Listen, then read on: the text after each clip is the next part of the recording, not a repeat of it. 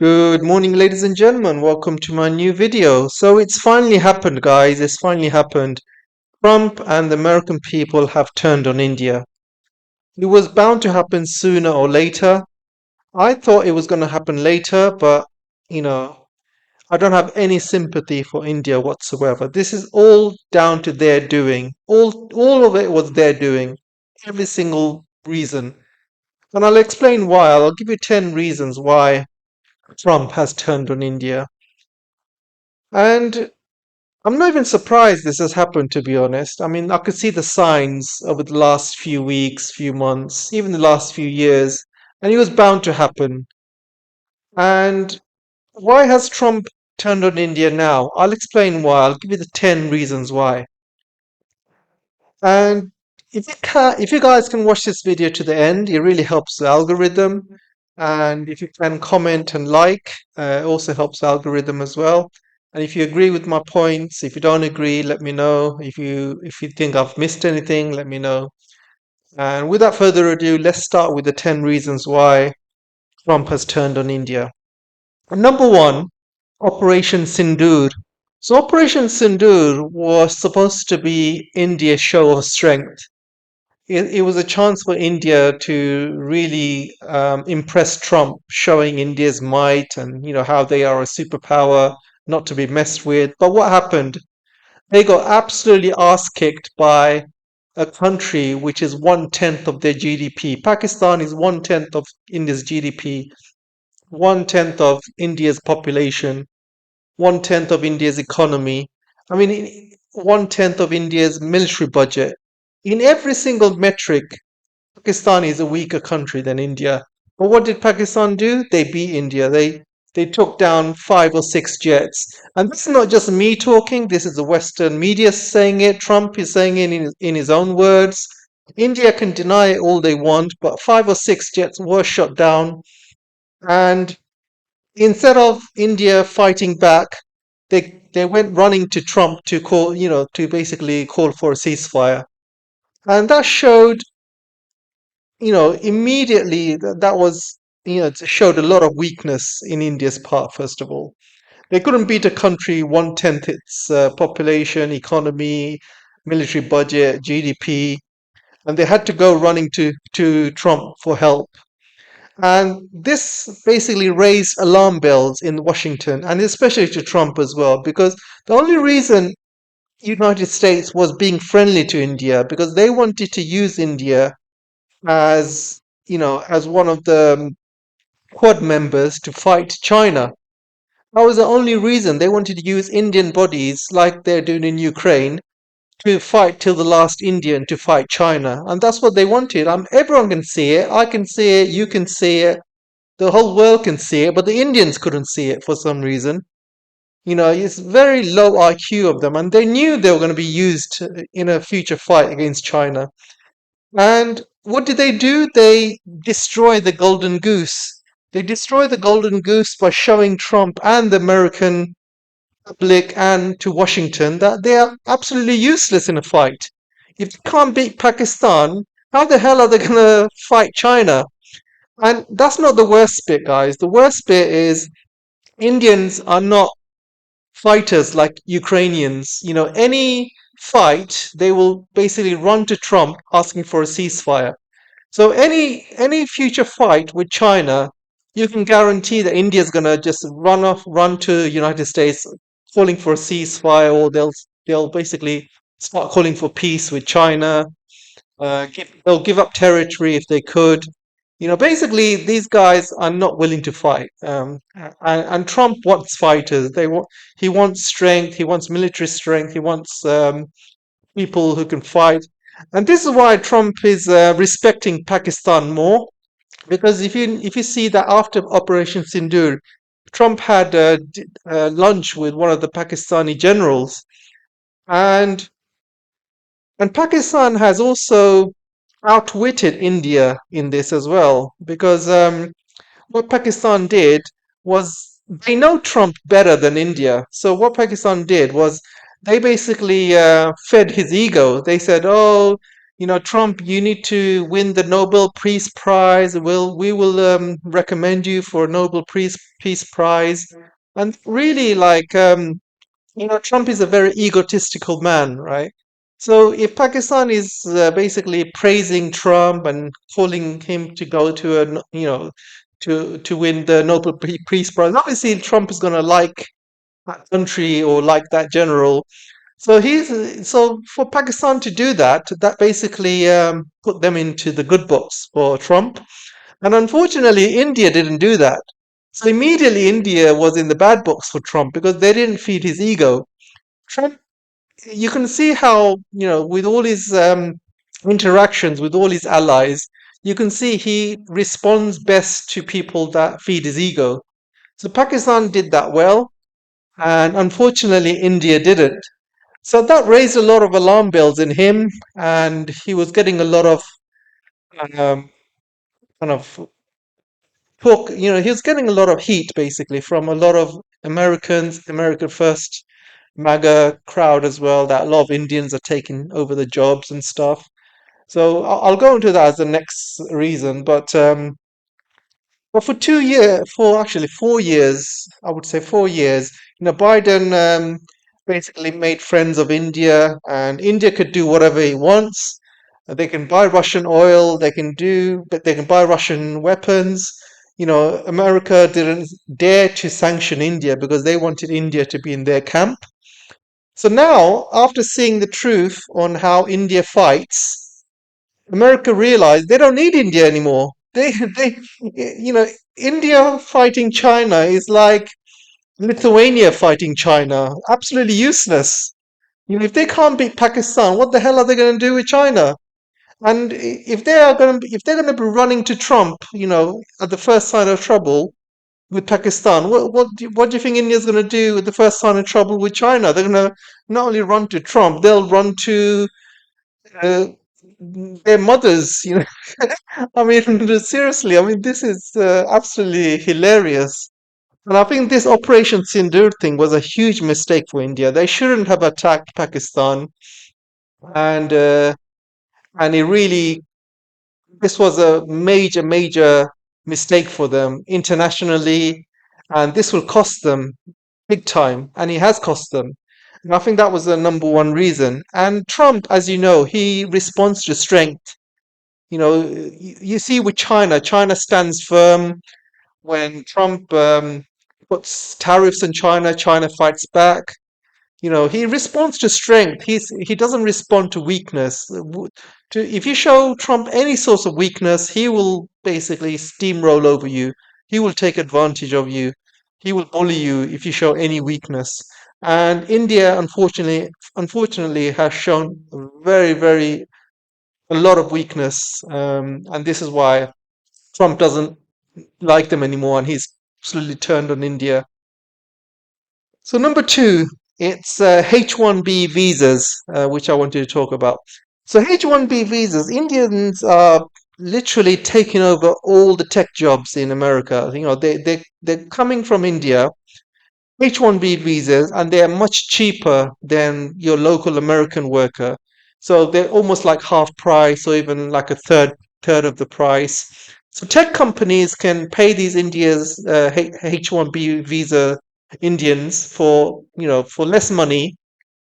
They can hire two or three of them and replace one American worker. And this is, obviously the worst bits of capitalism, where companies basically look for profit. They don't look to build American skill set or anything like that. They just want to make profit. So if they can hire two or three Indian guys that speak English and do the same job as one white guy in America, for example, they will do it. And that's what's been happening in America. So these Indians, they are taking all the best jobs. And this is why you have, all the. I don't know if you guys ever go to X and look at. There was this video going viral of lots of Indians working in these tech jobs in America, Microsoft, Google, Apple, and it's just full of Indians, and they're all showing videos how they're having a great time working for these companies. They're working like they're having half the day they're having breaks, playing around, and the rest of the day they're just eating, and they only do like work 1 or 2 hours, and that's it. The rest of the day they're just messing about. And these videos are going viral all over X, and they're all Indian. So these Indians are taking all the best tech jobs in America, while all the Americans are being laid off. And it's not fair. And his MAGA crowd is absolutely angry about this. So obviously, Trump does listen to his MAGA crowd, but obviously not too much. But he does listen the part about the H-1B visas, and he knows that's a problem. So obviously, he's putting two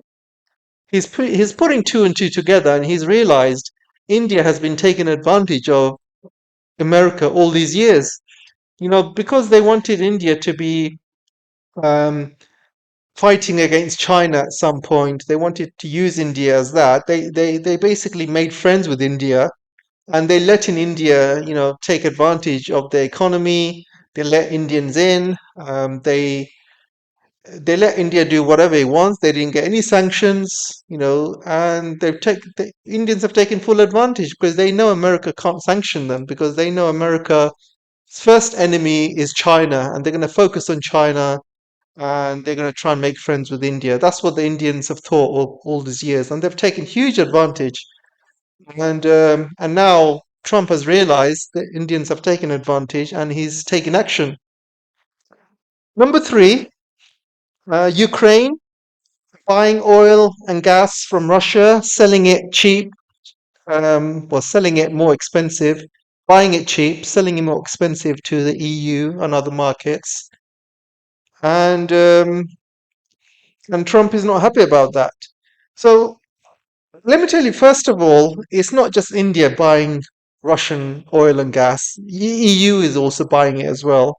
However, you know, I- India has been buying cheap oil and gas from Russia and selling it to the EU markets at a much expensive price as well. And and they're not happy about it. So what's the difference between EU buying Russian oil and gas and India buying Russian oil and gas? Well, the first thing is people say, oh, like, why doesn't Trump sanction EU and stuff like that? Well, let me tell you something. EU has poured in 300, 400 billion to help Ukraine with weapons and stuff like that. So if they buy Russian gas and oil, it's because they have to. They have no choice. They have no alternatives. That's why they buy it from Russia.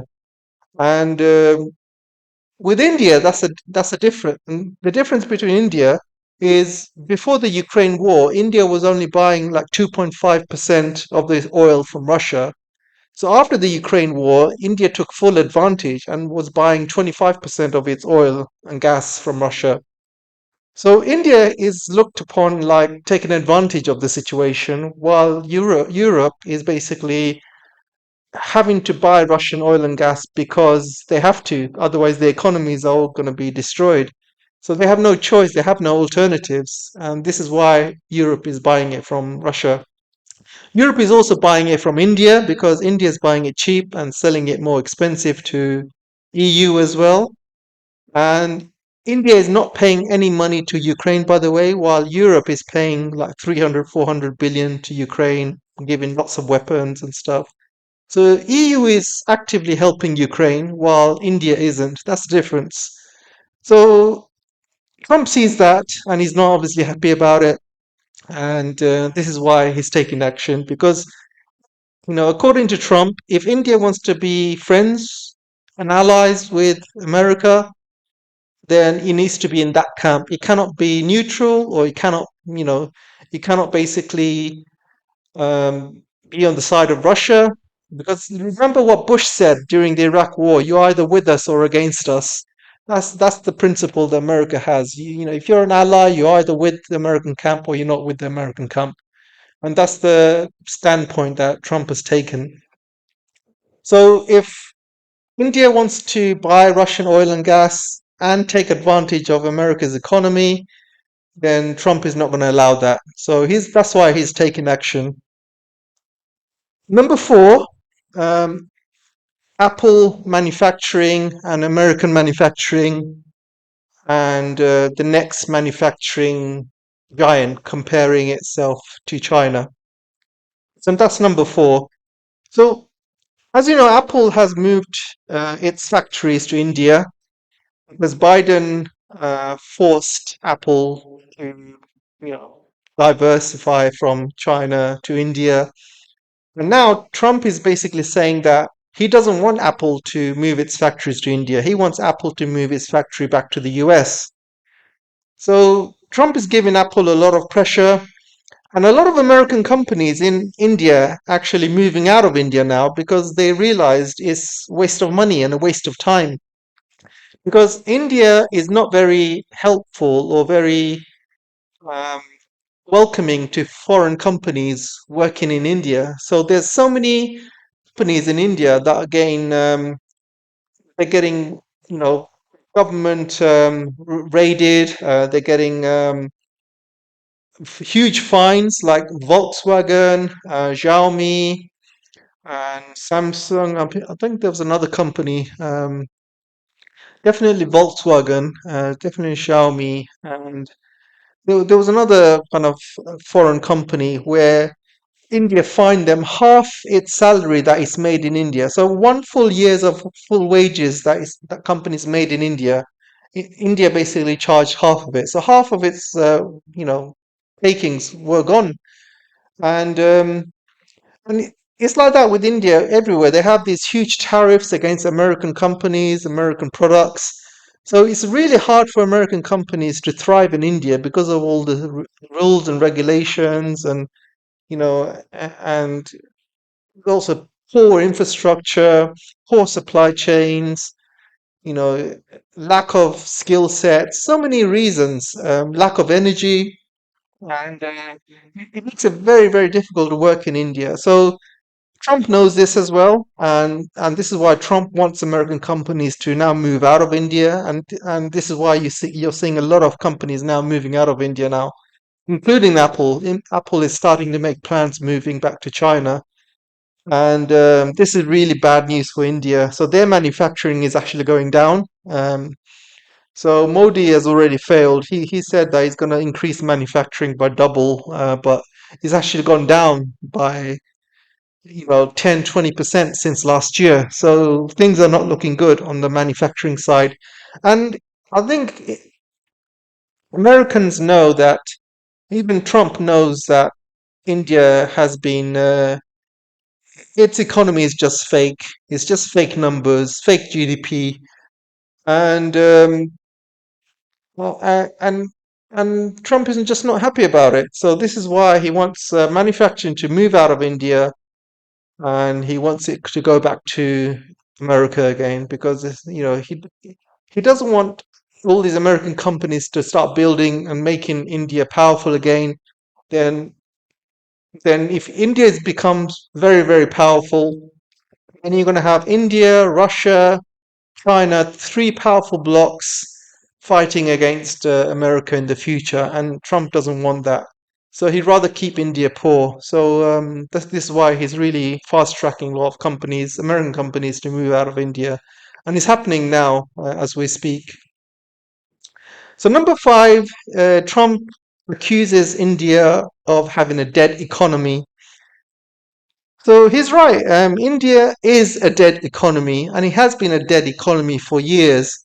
They may brag about, India becoming a 4 trillion economy. Everyone might be bragging about that. But look at the numbers, guys. Look at the numbers. You have the Ambani family who owns 10% of the GDP of India. So 10% of in what India makes goes to the Ambani family. And then you look at the figures of all the other money making families in India. It's only a few families, making all the money in India, while everyone else is in poverty. I'm not joking here. You're welcome to, Google it and look at how the GDP numbers are, worked out in India. Look at the top companies making all the money. It's only a few, we're talking about less than five families in India making all the money. Like they're making billions. While 80-90% of India is in poverty. So they're making all the money, and this is like the worst part of capitalism, guys. You have a few oligarchs making all the money, and the rich poor divide just gets worse and worse. And it's even worse in India because you have a class system in India, right? So that makes it even worse, you know. So you have a few rich families who do not want to share their wealth against their slaves, you know. There's people that are below them, you know, they look at them like animals, basically.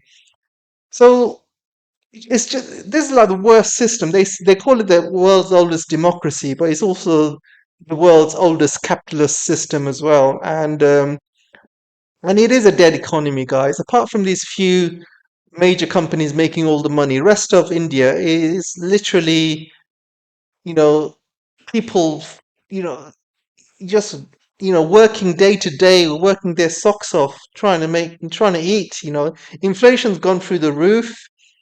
Everything's getting more expensive. Energy is getting more expensive in India, and education. You know, there's only. I read a report that 70% of Indians are not even educated. Most of the population is in rural India. The rubbish and pollution in India is off the scale, guys, off the scale. I mean, you just if you go to X and look and just Google India pollution problem or India rubbish problem, there's rubbish everywhere. Literally, Indian people are littering everywhere, pollution everywhere. Even the seas are polluted. Their rivers are polluted. You know, the Ganges, all the Brahmaputra rivers, just full of toxic waste. You know, it's absolutely disgusting. And then you have people doing stuff on the streets as well. I'm not going to say the word, but you know what I'm talking about. Literally, people just doing it on the streets. It's absolutely filthy, guys. Absolutely filthy. And their population is off the charts. They have no population control. 1.4 billion people. But if you have no control of your population, if most of them are not working, then that becomes a drain on your country. You know, if that population is unchecked, so imagine it's 1.4 billion today. Imagine if it's 2 billion tomorrow. And if 70-80% of them are not working, are basically producing rubbish, dumping rubbish on the streets, doing stuff on the streets. Imagine that, you know, it's going to get worse. Everyone needs natural resources, everyone needs water, food. So this becomes a problem, you know. If you can if you can manage your population where everyone's, you know, most of the people are working or studying or contributing to society, then that's fine, you know. Then you can grow as a economy, you can have huge amounts of consumption. But it's not like that in India. Only the rich, you know, are making the money in India, but majority of people are poor. And this is why the 4 trillion economy is just fake. It's only a few people making the money, and obviously, if you have 1.4 billion people, then you will have a 4 trillion economy because obviously people have to kind of buy daily goods and necessities, bread, water, you know, things like that. And when you have 1.4 billion people doing that, then obviously that number will go into the GDP. So because of the high population, this is why their GDP is high, but per capita, per person, it's absolutely poor. In the poor index, India is in the lowest leagues. You know, it's 137 or something per capita, and um, and this is why Trump calls it a dead economy, and it is absolutely a dead economy. So it's absolutely dead economy. And things are not looking good for them because manufacturing is going down because companies are moving out of India because they realize it's just a waste of time. Um, Services is going down because everything is being replaced by AI. So while before you used to have a call center with Indians basically full of Indians having a call center, now companies are using AI call centers. So you know when you go to, you know, a major company like Amazon and you go to chat, you know, chat now, you're basically talking to an AI agent now. You're not going to talk to somebody from India unless you escalate it. Then things they may send it to India, but most of it is AI, and most companies are doing that. So there's not many call center jobs anymore for Indians now, because everything's going to be replaced by AI, and a lot of the services are going to be replaced by AI software. So India is going to be really losing out on the services sector pretty soon. This is why they need that export for Indians to go and work in other countries, because one way India makes money is for those Indians working abroad when they send money home. So when you have a H-1B visa Indian working in a high-tech job in America, San Francisco, when they send money home, that also helps the Indian economy. And they take out money from the American economy and send it to back in India, which helps the Indian economy. That also adds to the GDP. So this is India's biggest export, sending H-1B visa workers around the globe. And when they send money home, that helps Indian GDP. So, so this is why Trump calls it a complete dead economy, and I have to completely agree with him. So number six, India is not the next China. I think I've explained that in my previous red economy part, but Trump realizes India is not the next China, and I think he realizes India has been scamming the Americans. India is the number one scam capital of the world. Well, India has been scamming the Americans for the last 4 or 5 years, scammed Biden, definitely scammed Trump, because India has had said from the start that they will be the next China, or they will basically replace Chinese manufacturing. And they've been saying it for years. They've been saying it for 4 or 5 years. And what's happened now? Have they replaced China? Have they replaced Chinese economy? Have they replaced Chinese manufacturing? No way. They're not even close. In fact, it's gone down compared to 5 years ago. It's gone down. And and Trump is not happy about it. It's all talk from India, basically, and he realizes that now. It's just all talk. There will never be the next China, not in a million years, with the way things are going. And I think Trump has realized that, and I think he realizes Indians have been scamming the Americans for the last 4 or 5 years, telling the Americans they're going to be the next China. Well, they're not. And I think this is why Trump has suddenly turned on India, thinking, these guys are scamming us. We need to put a stop to it. So number seven, Indians are hated around the world, and I think Trump realizes that also. Indians are not very liked. He sees what's happening in Canada. He sees what's happening in America, where with the H-1B visas. He sees India standing around the world, where the world doesn't really like Indians much. The whole Muslim world hates India for standing with Israel. Um, and India has literally alienated every single country. They have alienated every country around them. They've alienated their neighbors. All their neighbors hate them, absolutely hate them. Like, obviously, Pakistan, they have angered Bangladesh so much that Bangladesh had to have regime change. And this new regime absolutely hates India. They rather make ties with Pakistan than India. You have Nepal absolutely hates India for many reasons, especially there was an earthquake in Nepal, and India basically blocked all access for help to Nepal, and obviously that didn't Nepalese weren't very happy. And also during COVID, India blocked a lot of COVID medicine that didn't go to Nepal. Nepal was very angry about that as well. Sri Lanka, obviously, they never get along with India. Even countries like Myanmar and Burma and Bhutan, even they hate India as well.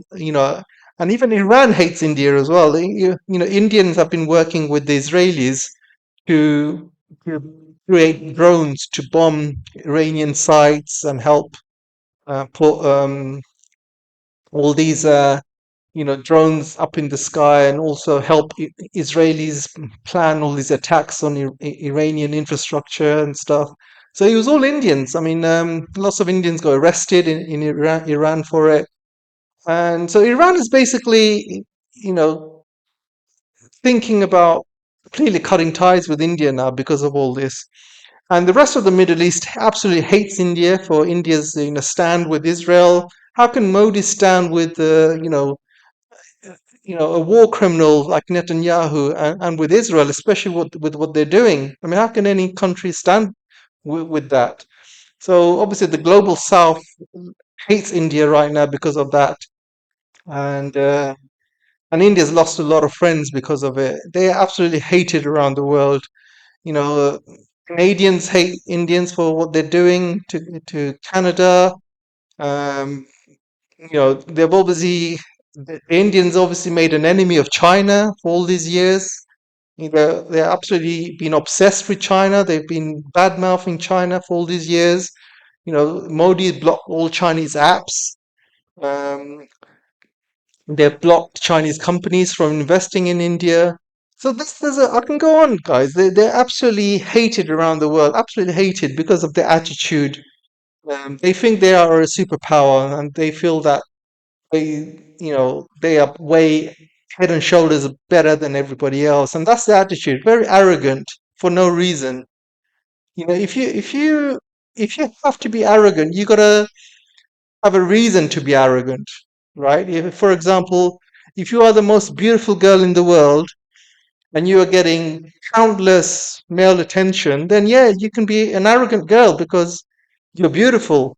If you're a guy, you're a billionaire and you're good looking, you're tall, handsome, you can be arrogant as well because you got everything. You got money, you got the looks, you got the power. Then you can be arrogant because, but India is being arrogant for no reason. They don't have the power, they don't have the money. What have they done in the world? Nothing. I mean, what exports do India give to the world that anybody else cannot do? Nothing, right? I mean, look at the exports that India sends to the world. It's mainly raw materials. Look at the exports they send to China. It's just raw materials. They don't send anything that China doesn't have. China pretty much they buy all the electrical stuff, all the high tech gear from China. They don't export anything to China like high end gear. They only export minerals and things like that. So there's really is nothing that India can provide to the world except their arrogance, and I think this is why Trump is turned on them, and I don't blame him, to be honest. I don't blame him at all. Number eight, Indians have tariffs on American goods. So I said earlier that Indians have making it very difficult for American companies to survive in India. They put all these high tariffs. They put all these difficult conditions for companies to thrive, make money in India. And this is why a lot of companies just move out of India. They just can't take it. And this is why, um, Elon Musk even hasn't opened a factory in India because he knows he's a shrewd business guy. He knows he wouldn't have any kind of business in India. Even Trump doesn't have any of his Trump towers in India. And companies like Ford and many other American companies have moved out of India, and already you can see Apple, has made a huge mistake moving its factory to India, and now it's going to move back to China. And they're going to lose hundreds of billions because of it. But at the end of the day, it was a lesson worth learning from them. But yeah, Indians have had high tariffs on American goods for years. What Trump wants is Indian agriculture products, farming products. He wants to open that to the American companies, but I think India so far has been saying no. So we'll see what happens. This trade deal that they were going to deal with America, I don't think it's going to happen. Or it might happen. You might see Modi capitulate. Who knows? We'll see what happens over the next few weeks. Number nine, weapons purchases. So everybody knows India has been buying a lot of weapons from Russia, and India has promised to Trump, especially Modi has promised to Trump to buy a lot of American weapons. and there was talks about F-35s from America. India was going to buy, but so far until now, India has bought zero weapons from America, and but they have continued to buy weapons from Russia. They have continued to buy weapons from France, those Rafale jets, for example. And Trump is not very happy about it. And you can see Pakistan, even though Pakistan is 1/10 of the economy, 1/10 of the military budget, but Pakistan still buys American military hardware. Even though Pakistan buys a lot of military hardware from China, they still buy stuff from America to keep Americans happy. India has not done anything like that. In India, with this arrogance, they feel that America will never turn on them, and they can do whatever they want and treat America however they want, and because they need India to fight against China, so they will never turn on them. So that's the arrogance that India has, and so America, especially Trump, is not happy about in Modi buying S-400s from Russia and many other weapons from Russia, buying nothing from America. So obviously they see India as an enemy rather than a friend. So you have India buying Russian oil, Russian energy, Russian weapons. And tell me one other American ally that does that, you know. So yeah, it's India's a kind of special case for America. They realize, they don't really need India, especially after Operation Sindoor. I think that was a big wake-up call for Americans. And number 10, last but no least, BRICS. So BRICS is obviously Americans, especially Trump, sees BRICS as an anti-dollar organization, and India has been actually, very. It's been like a Trojan horse for BRICS. You know, things like i- India has been trying to stop a lot of the things coming out of BRICS. For example, they don't want a single currency, BRICS currency. India has been vetoing it. So they said they want to carry on using the dollar, and so they've been stopping the American. They've been basically stopping BRICS from having its own currency. India is the only problem, and they've also been pro-America in many other BRICS um, things that BRICS wanted to do. Its own central bank, for example, India objected to it. India objects to every single good thing that's coming out of BRICS. So India was actually helping America in the BRICS. But America, obviously, Trump doesn't know that. Um, Trump thinks that India has been. He thinks anybody in BRICS is basically an anti-dollar, anti-American organization or anti-American country, which is trying to de-dollarize. So he sees any country in there as a threat. So he's even threatened to, you know, tariff the BRICS countries because of it as well. I don't think he will. I don't think he's got the guts to tariff China, for example, or Russia. But certainly he might tariff India. I think he threatened India 25% tariffs plus he said he might tariff India for buying Russian oil. So if India stops buying Russian oil, then he won't. Those tariffs won't go any further. India has said they will carry on buying Russian oil. So we'll see. There's only three. I can see three things happening here. Number one, India standing strong, and if India stands strong, they literally have no cards. So remember when Trump had a go at Zelensky and he was basically shouting at him saying, "You have no cards, you have no cards." Well, India has no cards whatsoever. When Trump started a trade war with China, China had all the cards. Everybody knows that. China had a monopoly in the rare earths. China had a monopoly in the supply chain, in technologies. So everybody knew that any trade war with China is just going to hurt America more. It's going to hurt American consumers because they have no alternatives but to buy Chinese products, cheap Chinese products. They have no alternatives, literally around the world. So China had all the cards. So immediately Trump started backing down, especially when the economy started tanking, all the markets started tanking. So he backed down. So China had the cards, and China, obviously played well with the rare earths and stuff like that. But India has no cards. India has no leverage, nothing whatsoever. There's nothing India can provide to America that America needs or wants. Nothing. There was one thing before Operation Sindoor. They needed India to fight China at some point. Even that's gone now. So what can India provide to America? Nothing. Absolutely nothing. So so they can stand still, they can stand firm. I think Trump is going to sanction them or tariff them to hell. I think it's 25%, he said, plus for buying Russian oil. So I think that could go to 50% or 75%. And I think India is going to be in a lot of trouble because America is one of India's biggest markets, not China, not Middle East, it's America. And they sell a lot of pharmaceutical products to America. I think obviously the iPhones as well. I think 30 or 40% of the iPhones are made in India now.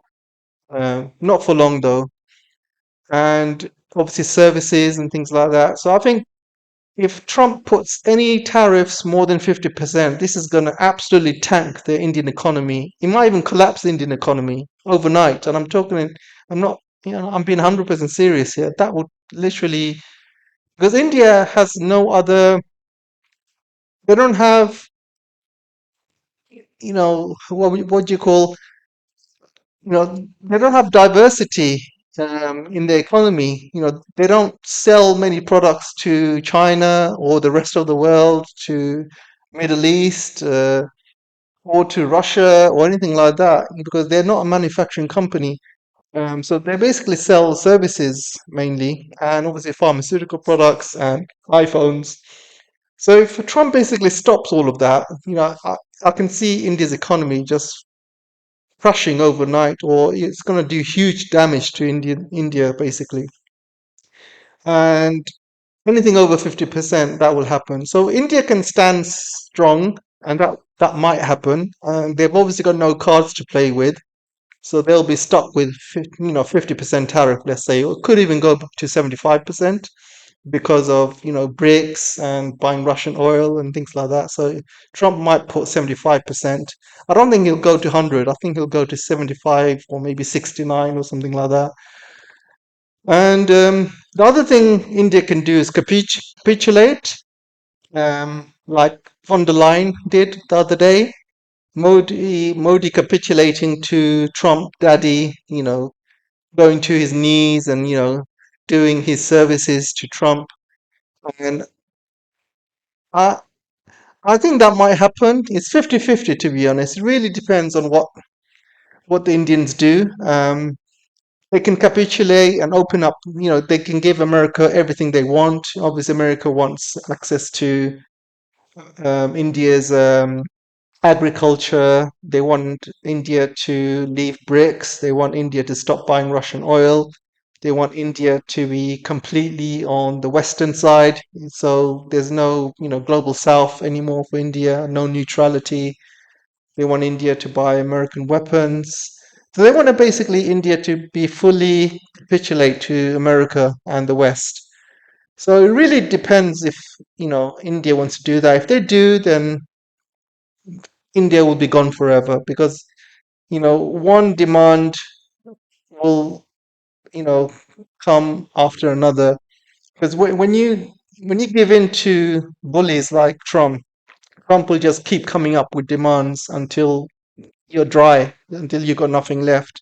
And that's how bullies work. So if you capitulate to him, he'll keep squeezing as much as he can from you. So India can do that. Um, or India can completely ignore America, ties with America, and completely go with the global south, make friends with China, sort out the border issues, say sorry to all its neighbors. So when I say sort out the border issues with China, I'm talking about the southern Tibet area. Just need to sort that out with China. Maybe split in half or come up with a solution. Maybe split in half. Take 50-50, or give China what it wants. China's a reasonable country. China has sorted out its border issues with all its neighbors. With recently with Bhutan, but it's sorting out. China sorted out its border issues with Russia, with Nepal, you know, with other countries in Southeast Asia, and um, and if India comes with a good solution, a you know, good win-win for both China and India, then China is reasonable. They will accept it because they will look at the long-term picture. If it's beneficial in the long term, it means peace, and where India will work with China, open up its market to China instead. Also, what they'll need to do is, they'll need to completely cut ties with the West. They'll have to leave the Quad, um, things like that. Stop going to the G7. Completely cut ties with the West. And if they do that, I think India will be in a much better position. They will have more cards. But I don't think India will do that, to be honest. I think they will. They love being with the West. It's what 200 years of colonization does to you. It's called Stockholm syndrome. And I think the Indians love the white peoples too much, and I think they'll never leave the West. They love Israel. They love you know the white masters. So it's just in their blood, unfortunately. So they will never do that. They will never ever do that. So I can only see them either capitulating or doing nothing and getting the tariffs. So we'll see what happens over the next few weeks. What do you guys think will happen? Let me know. Let me know in the comment section. Do you agree with me? Do you not agree with me? Have I missed anything? And I'll see you in the next video. Take care for now.